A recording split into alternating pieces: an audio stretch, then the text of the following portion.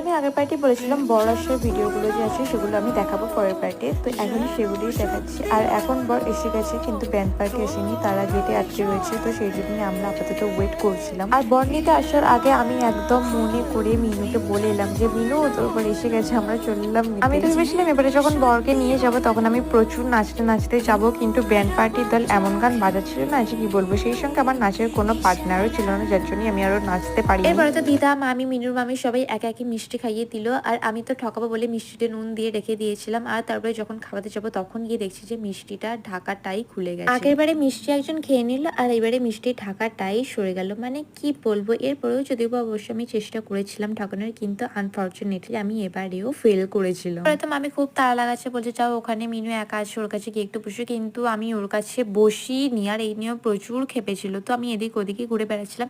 এবার অবশ্য ওর কাছে গিয়েছিলাম এবং আমাদের ট্রান্সলেশন ভিডিওটাও করেছিলাম।